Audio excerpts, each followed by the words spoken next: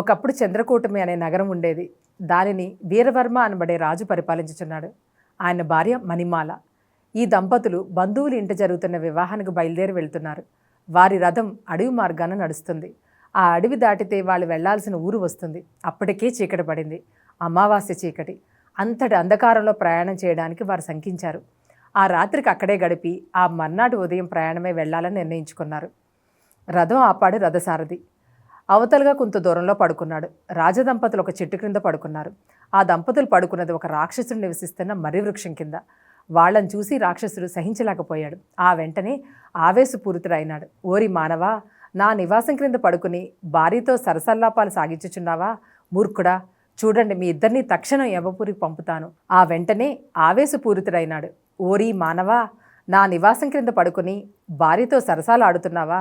మూర్ఖుడా, చూడండి, మీ ఇద్దరిని తక్షణం యమపురికి పంపుతానని గబాల మీద కొరకపోయాడు. రాజదంపతులు భయపడ్డారు.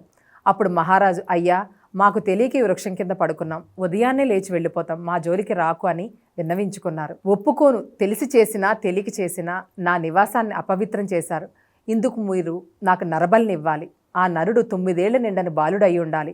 ఆ పని చేస్తానని నువ్వు వాగ్దానం చేస్తేనే మిమ్మల్ని విడిచిపెడతాను, లేదా ఇప్పుడే మిమ్మల్ని చంపేస్తాను అని హుంకరించాడు రాక్షసుడు. రాజదంపతులు అంగీకరించినట్లుగా వాగ్దానం చేశారు. రాక్షసుడు ఎంతో సంతోషించాడు.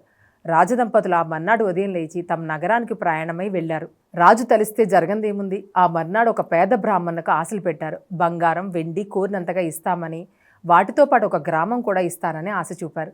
వాళ్ళ మాటలకు లోనైన ఆ బ్రాహ్మణుడు తన 8 ఏళ్ల బాలుణ్ణి రాజుకు అప్పగించాడు. ఆ మర్నాడే రాజదంపతులు బాలుడిని వెంట పెట్టుకుని రాక్షసుడు ఉన్న చెట్టు దగ్గరికి వచ్చారు. ఆ బాలుని పేరు సదానందుడు. నీకున్న ఆఖరి కోరిక ఏమని రాజు అడిగాను. ఆ బాలుడు జవాబు ఇవ్వకుండా తలెత్తి ఆకాశం వైపు చూస్తున్నాడు. పకపకా నవ్వుతున్నాడు. ఆ బాలుని నవ్వులు రాక్షసుడు విన్నాడు. ఆ బాలుని నవ్వుతో రాక్షసుని మనసు మారింది. నువ్వు నాకు బలి ఇవ్వనవసరం లేదు, మీరు హాయిగా వెళ్ళండి అన్నాడు రాక్షసుడు. కథను విన్నావుగా మహారాజా, ఆ బాలుడు నవ్విన కారణం చెప్పగలవా అని అడిగాడు.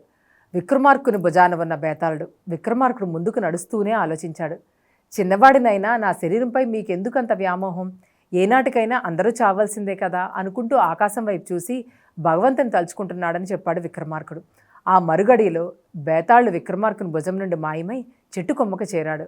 విక్రమార్కుడు ఆ తక్షణం వెనక్కి తిరిగి చెట్టు వద్దకు చేరాడు. వెంటనే బేతాళుని చేజెక్కించుకుని మరలా ప్రయాణమై వెళ్తున్నాడు. బేతాళుడు నవ్వుతూ అతను భుజం మీద ఉండే, రాజా, నాకు చాలా కాలం నుండి సందేహం ఉంది. ఆ సందేహానికి సమాధానం ఇస్తే ఆనందిస్తాను. నువ్వు సకల నీతి పారంగతుడు కదా, నా అనుమానం తీర్చు అని మరో కథ వివరించసాగాడు.